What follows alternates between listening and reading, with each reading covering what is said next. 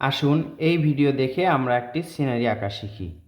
রাবারের প্রয়োজন হবে না, কোনো মেশানোরও প্রয়োজন হবে না, সোজা একটা দাগ দিতে হবে।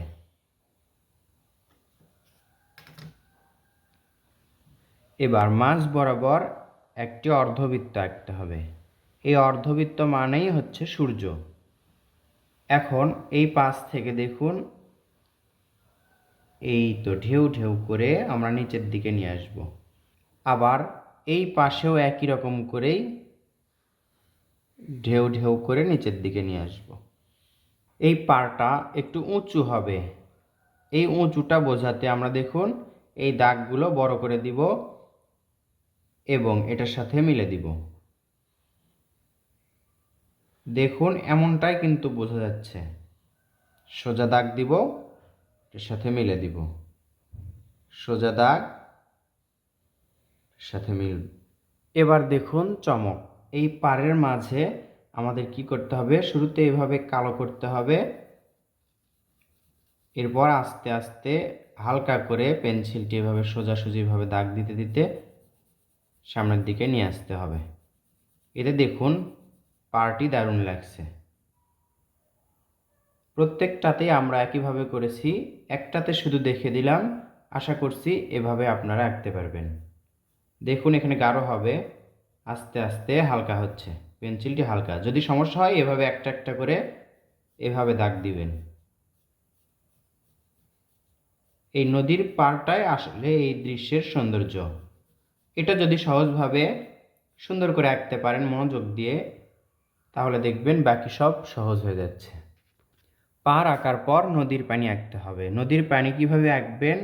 পানি আঁকার প্রয়োজন নেই, শুধুমাত্র এই পেন্সিল দিয়ে দেখুন এই দাগ থেকে এদিকে ছেড়ে দিতে হবে, একটু শক্ত করে ধরে এদিকে ছেড়ে দিতে হবে। কোনোটা ছোট কোনোটা বড় এভাবে করে দাগ দিতে হবে। একটা ছোট একটা বড় করতে হবে, শক্ত করে ধরে ছেড়ে দিতে হবে। ওই পাশেও একই রকম করেই আমরা করেছি। এক পাশে দেখালেই আপনারা বুঝতে পারবেন, বেশি দেখালে ভিডিওটি বড় হয়ে যাবে, এজন্য আমি শর্ট করে দেখাচ্ছি আপনাদেরকে। এবার আমরা এখান থেকে সোজা একটা দাগ দিব, আবার উপর দিকে কিছুটা চিকন হবে, নিচের দিকে কিছুটা মোটা হবে, একেবারে বেশি না। এবার নিচে একটু ঘাস আঁকবো, এটা আমরা তাল গাছ আঁকবো। তাল গাছ আঁকা খুব সহজ। এখান থেকে দেখুন এই যে এই শেপটি করতে হবে। এরপর দুই দিকে দুইটা দাগ দিতে হবে, মাঝে বা উপরে এরকম। এখন দেখুন এগুলো আমরা জিগজ্যাগ করে মেলাচ্ছি। এটা মেলালাম এবং এটাও মেলাবো।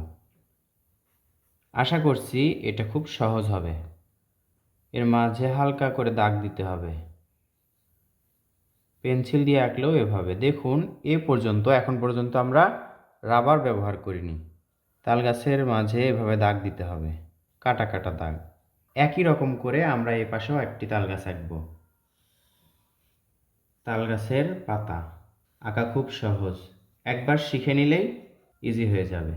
বন্ধুরা এটা আমরা আঁকছি A4 সাইজের কাগজে। একইভাবে তাল গাছের দাগগুলো আঁকলাম। এবার আমরা ঘরের চালা আঁকবো। এভাবে দাগ দেওয়ার পর একটি ঘরের চালা, উপরে যে দাগটি ছিল সোজা দাগ, এগুলো দাগ দেওয়ার কারণে মিলে গেল। 1 2 3।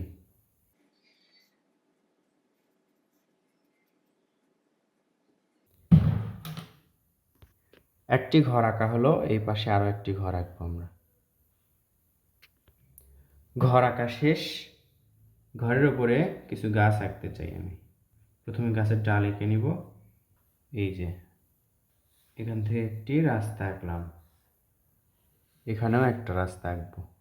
এবার এখানে আমরা একটি পাহাড় আঁকবো, পাশে আরও একটি ছোট্ট পাহাড়। এবার পেন্সিলের একটু শেড দিব, তাহলেই ছবি আঁকা সম্পূর্ণ হয়ে যাবে।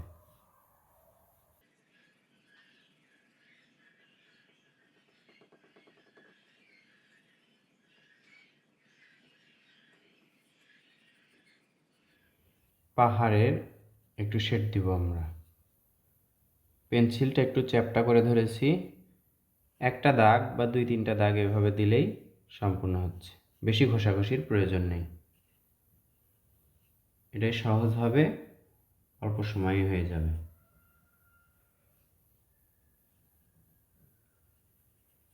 গাছের নিচের দিকে একটু গাঢ়, উপর দিকে হালকা রাখছি, ঘরের চালাতে একটু।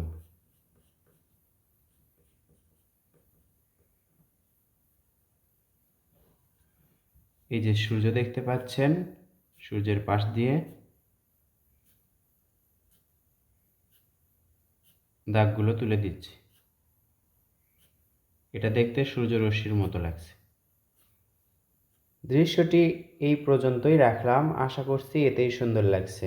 যে দৃশ্যটি বেশি বেশি ভালো লাগবে সেটাই দেখে আঁকবেন, যত আঁকবেন তত শিখবেন। মাঝে মাঝে রং করা বাদ দিয়ে শুধু ছবিও আঁকবেন, পেন্সিল দিয়ে আঁকবেন। ড্রয়িংয়ে রাবার খুব কম ব্যবহার করবেন। তো বন্ধুরা, কেমন লাগলো শেষ পর্যন্ত দেখে কমেন্ট করে জানিয়ে দিবেন।